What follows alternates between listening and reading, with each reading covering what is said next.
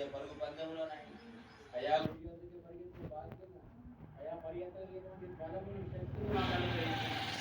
అయా పరిగెత్తే క్రమంలో తగులుతున్నటువంటి రాళ్ళ దెబ్బలు అయా పుచ్చుకున్నటువంటి ముళ్ళు ఇవన్నీ కూడా శ్రమలు శోధనలు ఉన్నాయి కనుక వాటిని జయించగలి అనగా దొక్కి ముందుకు వెళ్ళినటువంటి కృపాభాగ్యం ప్రతి బిడ్డకు అనుగ్రహించి ప్రతి బిడ్డ యొక్క కుటుంబాన్ని కృపలో వర్ధలింప చేయండి.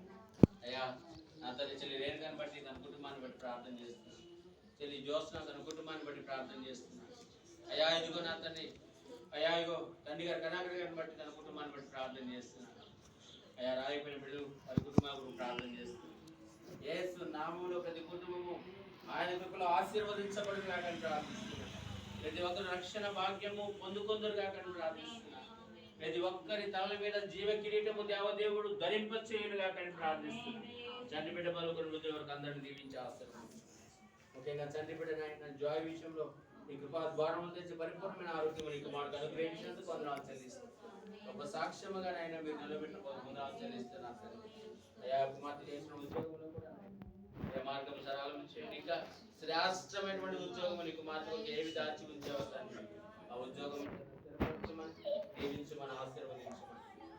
అయ్యా నా తండ్రి నాయన ఈ ప్రాంతం అంతటినీ ప్రాంతంలోని కుటుంబాలన్నింటినీ ప్రభావితులు వర్ధిల్లింపు చేసి ఈ రక్షణ గుడారము వారి గృహాలపై కప్పు మన ప్రతి బిడ్డపై నైనా ఈ యొక్క ముఖకాంతిని ఉదయం చేయమని. నా తండ్రి నాయన అక్కడ పర్యంత వరకు నీ కృపలో మమ్మల్ని వర్ధిల్లింపు చేయమని.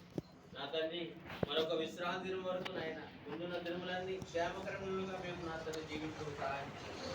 ముందున్న దినాల్లో మేము చేస్తున్న కార్యం సఫలపరుచుకుని ప్రయాణాల్లో నా తండ్రి క్షేమాన్ని కావాల్సిన దయచేయమని. బిడ్డల ఆరోగ్య విషయంలో నీకు చెప్పి సహాయం చేయాలి. ముఖ్యంగా తండ్రి నాయన ఆశా కుమార్ గారిని బట్టి ప్రార్థన చేస్తున్నాను.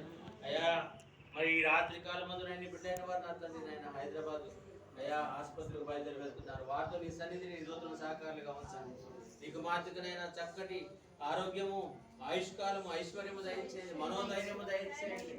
యేసునందున్న వారికి ఎల్లప్పుడూ జయమైన వాక్యము చదివిస్తుంది కనుక అయ్యా నీ యొక్క పరిశుద్ధ